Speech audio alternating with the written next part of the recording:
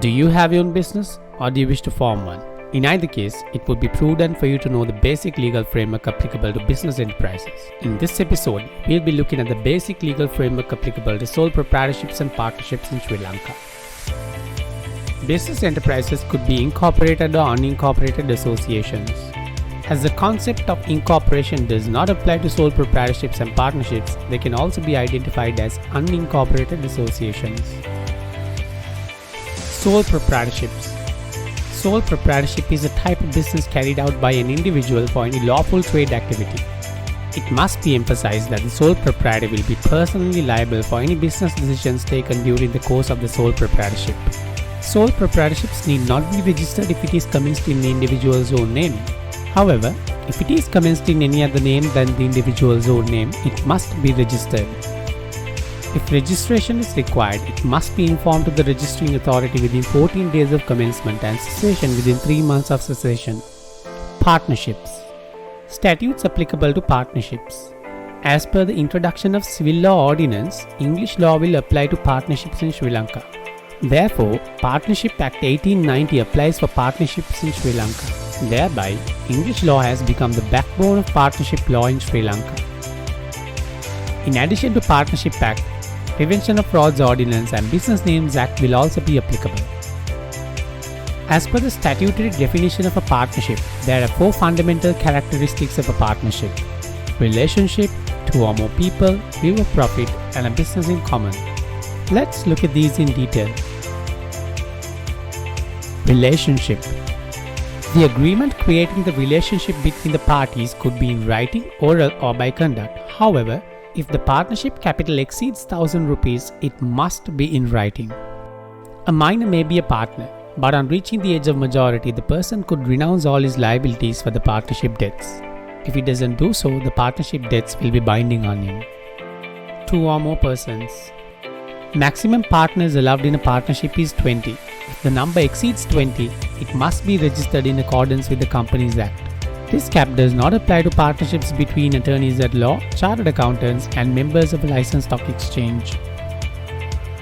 Business in common. Partners should have an intention to do business together and share profits and losses among them.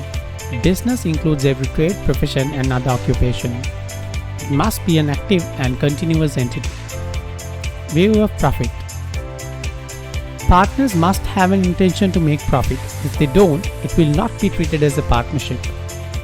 There cannot be any charitable or non-profit making partnerships.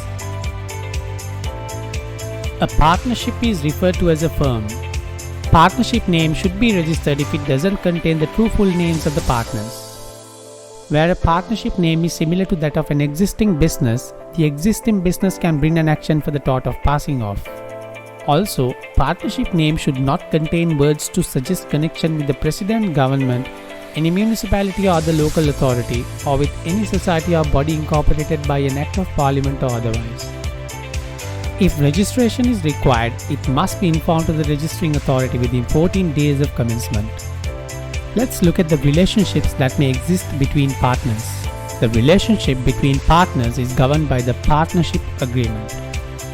If the partnership agreement is silent or contains no provisions contrary to the Partnership Act, the Partnership Act and other implied duties will regulate the relationship between the parties. So, if you wish to have a different set of relationships than the following ones, make sure to enter them into your partnership agreement. Capital and profits. All partners should contribute equally and are entitled to an equal share of profits and losses. If a partner is making a payment beyond the capital, he is entitled to interest at 5% per annum from the date of payment. But he is not entitled to interest on the capital subscribed by him before the ascertainment of profits. Management of the business. Every partner may take part in the management of a business. However, he is not entitled to remuneration for doing so. Introduction of new partners. No person can be introduced as a new partner without the consent of all existing partners. Partnership decisions. Any differences arising in the ordinary matters connected with the partnership can be decided by a majority of partners. But no change can be made in the partnership business without the consent of all partners. Partnership books and accounts. Partnership books must be kept in the place of business, and every partner should have access to inspect and copy any of them. Expulsion of partners.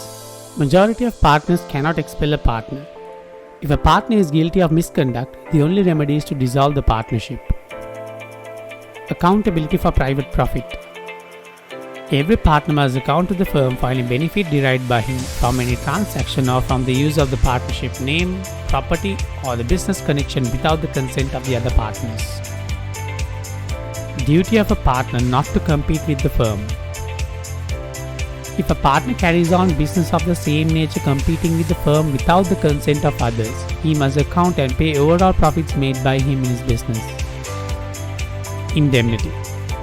Firm must indemnify every partner in respect of payments made and personal liabilities incurred by him if it was done in the ordinary conduct of the business of the firm, or it was done necessarily for the preservation of the business or the property of the firm.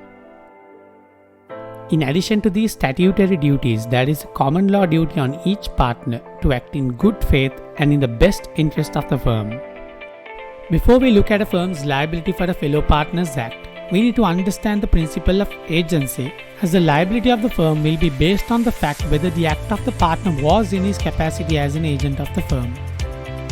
If an act of a fellow partner cannot be construed to be done in his capacity as an agent of the firm will not incur any liability for such an act of a partner. So, let's understand the principle of agency. There are three types of authority a partner may have in which he will be treated as an agent of the firm: actual authority, implied authority, and apparent authority. Actual authority. A partner may have actual authority where the other partners have authorized the partner to enter into contracts on behalf of the partnership. Implied authority.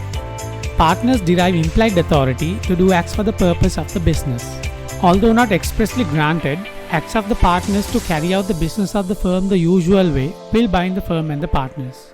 However, if the partner is expressly denied authority to act in that particular matter, and the person whom he is dealing with knows that the partner has no authority to act in that matter, or the person whom he is dealing with knows that he is not a partner of the firm will not incur any liability for such person or partner's acts. Apparent authority. Apparent authority is where a partner has no authority to act for the firm, but the authority seems to be apparent. If certain conditions are met, the partner may deem to have apparent authority. Let's look at these conditions. 3 conditions are required to be met if a partner is deemed to have apparent authority. Firstly, the contract should be in relation to the partnership business. For instance, if a supermarket bought a large supply of milk powder, it could be considered to be in the ordinary course of the business. Secondly, the contract should be necessary for carrying on the business the usual way. For instance, it might not be necessary for a single partner to execute a deed of transfer to carry on the business of the firm the usual way. The idea is that certain exceptional types of transactions in a business would not be undertaken by a single partner. And finally, the act must be done in the capacity of a partner. If a partner carries out a transaction in his own right, without reference to the firm, it does not bind the firm. Also, if the third party knows that the partner has no authority to enter into contract, the principle of apparent authority would not arise. If these 3 conditions are met, the partner is deemed to have apparent authority. Liability of partners for obligations and debts of the firm. Every partner is liable jointly with the other partners for all the debts and obligations the firm incurred while he is a partner.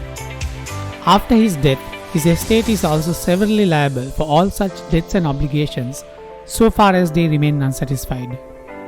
Liability of partners for torts. Partners are liable jointly and severally for losses or injuries caused to any person by wrongful act or omission of a partner. This act or omission must be within the ordinary course of the business or within the authority of the partner. Estate of a deceased, insolvent or uninsured partner does not incur liability. Liability of partners for misapplication of money. Money or property of a third party may be received by a partner or a firm based on a partner's apparent authority or in the ordinary course of the business. In either case, all partners will be jointly and severally liable if monies or properties so received are misapplied. Estate of a deceased, insolvent or uninsured partner does not incur any liability. Liability of incoming and outgoing partners. A new partner introduced into an existing firm does not become liable for anything done before he became a partner. The retiring partner on the other end will be liable for debts and liabilities incurred by the firm before his retirement. However, does not become liable for new contracts entered into by the firm after his retirement. To ensure to avoid liability, it is best for such partner to give notice of his retirement in the Gazette or in an acceptable newspaper. Such an advertisement is effective whether or not a third party reads such advertisement. There is a method where a retiring partner can avoid liability altogether for debts and liabilities the partnership incurred while he is a partner. This is by the substitution of a new contract in place of an old one. For it to be so, the new partner or the existing partners and the creditors of the firm must agree for such substitution of contract. This principle of substituting a new contract in place of an old one is recognized as the principle of novation. A partner may retain an attorney at law to defend an action brought against the firm. Since a partnership does not have a legal personality, a partner could exercise certain individual rights in regard to litigation independently against the wishes of the other partner. Partnership property. Partnership property may be brought at the beginning of the partnership or may be acquired later. Property brought at the beginning constitute the various capital contributions made by each partner.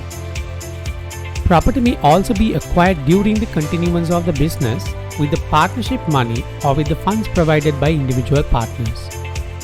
Unless a contrary intention appears, property bought with money belonging to the firm is deemed to have been bought on account of the firm. It is important to identify partnership property for several reasons. It limits the use of the property for the partnership. On dissolution of the firm, the partnership assets could be first applied to pay off the debts of the firm and the surpluses thereafter be divided among the partners. It also allows any increase in the value of the assets to be incurred to the firm. A partner may allow the use of a specific property without parting with the ownership of the property concerned. Such a property does not become partnership property. We have also summarized some of the main differences between sole proprietorships and partnerships.